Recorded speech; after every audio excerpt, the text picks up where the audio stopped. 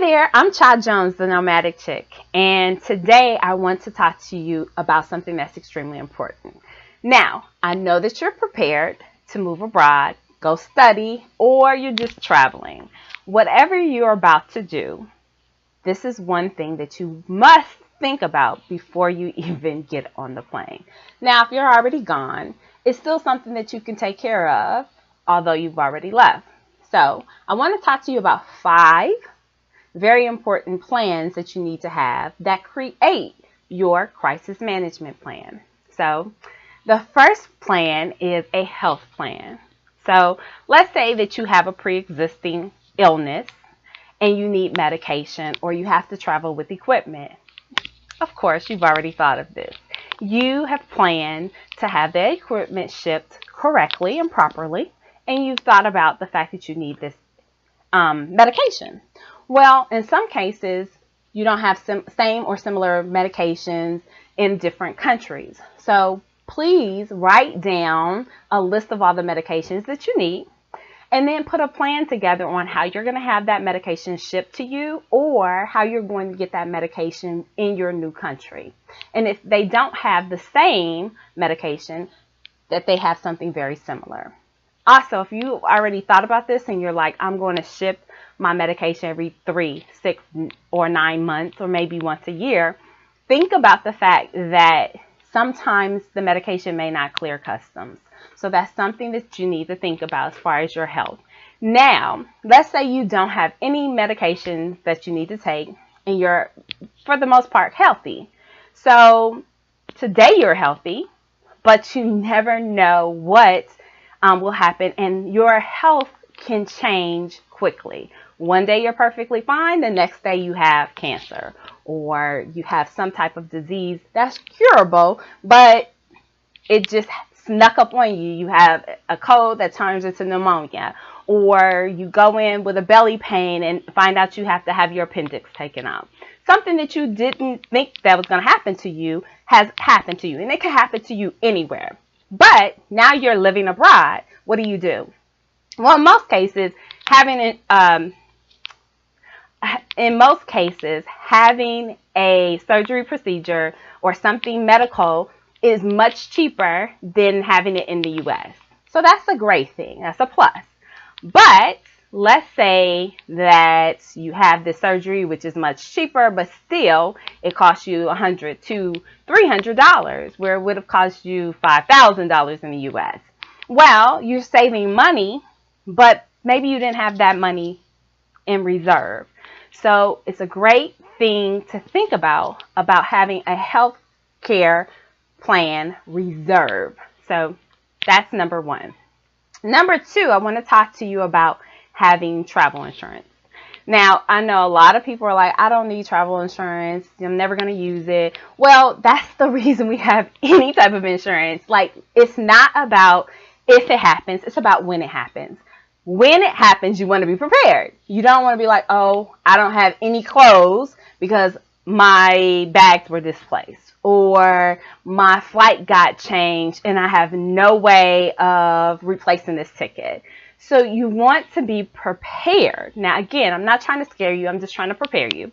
So think about that. Think about having travel insurance because it could save you time and money. And I'm not getting paid to tell you this. I'm just telling you because it's important.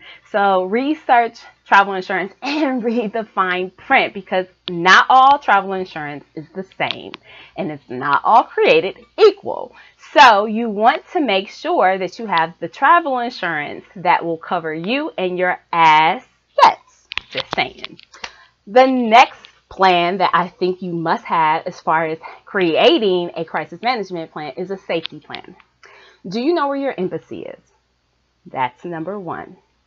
Number 2 is that you need to be registered for travel alerts through your government. So in America, there is a STEP plan. It's called STEP plan. You go to the State Department and you sign up for the STEP plan. This way you get travel alerts if there is a terrorist attack, if there's a natural disaster. Plus, you have an emergency contact number so they can shoot you text messages, emails, as well as notify your family that something has gone awry. So that's extremely important. Also, you need to know where the embassy is in relations to your location. How far is it? How do you have a mapped out plan on how you're going to get to the embassy? That is so important because you never know what is going to happen, and you have to get to the embassy immediately. And if you don't know where it is, guess what you're doing? I don't know where it is, right? So think about this now before you leave the embassy, because it's not if, it's when things happen, right? So not trying to scare you, just trying to prepare you. So make sure that you know where the embassy is. Make sure you know that you have, for instance, an alternate way to get out of a city or the country. Let's say there's a road closure. Is there another way to leave? Is there another way to get to the next city because a bridge might fall? Again, not trying to scare you, just trying to prepare you. So do you have an alternate way to get somewhere? Think about that. That's part of your safety plan. Create one. Then you need the emergency fund. I talked about this with the health fund. However, you need a daily, weekly, monthly fund that will allow you to have extra cash that you don't touch it. You pull from it and pay it back. This will help you if there's an emergency that comes up. Let's say you get sick. You have this fund. Let's say, I don't know, maybe you're driving and the tire blows. Now you have this fund. If you have some surgery, you have this fund. If you are traveling, something happens, you need to buy an extra ticket, whatever the case may be, you have an emergency fund. Please put aside some money.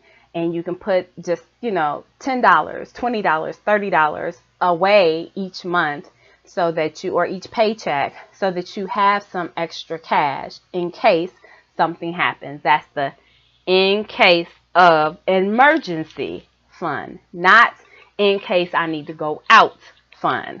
No, ma'am. All right. So you have the health plan, you have an insurance, travel insurance, you have safety, you have a finance backup, right? Now, you need communication. This plan is simple. You need to write down all of the people whom you can count on. You need to have all their numbers. You need to have a way of contacting them. You also need to have a regular schedule of when you check in. Let's say you normally check in on Monday at 2 o'clock Central Standard Time.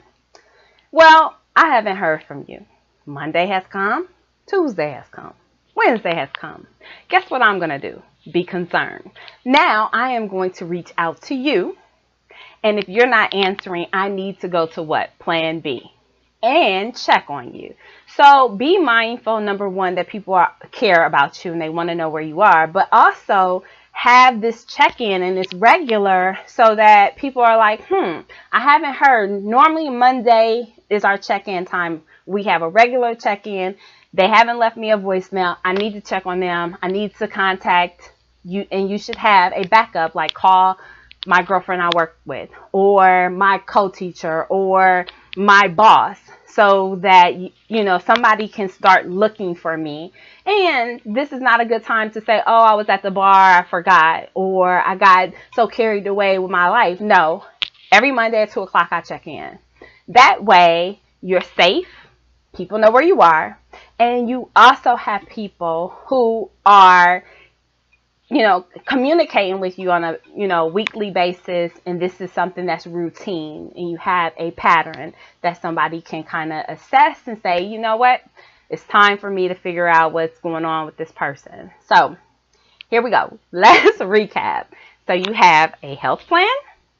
Make sure that you have this. It's important and it's key, especially if you have a pre-existing illness.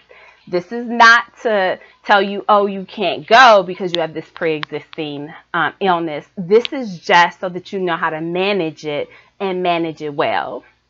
Also, you want to have your insurance, travel insurance when you're traveling from country to country. And then you can also have travel insurance that will maintain the whole entire time that you're gone. But you want to look at different travel plans, read the fine print, and no, they're not all created the same. You can also get travel insurance that covers health issues as well. So you may want to look at that. And you can also think about if you don't have an employer and you're doing this all on your own, you're a self-initiating expat, what kind of insurance that is health insurance that can cover me as well. Next, create a safety plan. Be strategic about how you're going to get out in case there is a natural disaster, if there's a fire, if there's a terrorist attack. Have your plan together. Finance plan. Have your emergency fund. And then, last but not least, communication plan. So I wanted to bring this to your attention because not all the time do we think about the crisis. And we think, oh, insurance, yeah, right. I'm tired of paying insurance. I never have to use it. Yeah, well, when you don't have it is when you need it the most. So be mindful of that and be safe because, again, it's not if, it's when something happens. You want to have your crisis management plan intact. And also, again, this is not to scare you. This is just to prepare you to have a great journey and do the things that you love the most and live full out. Again, I'm Cha Jones, the Nomadic Chick. And if you're not part of my wonderful free Facebook group, please join us on our group is Future Expat Women. If you're not a member, go ahead and join and we'll accept you. It's a great place to network with other people who are getting ready to travel abroad, live abroad, or study abroad. In the meantime, you can continue to follow me at www.chajones.com. It's a pleasure. And remember, be safe.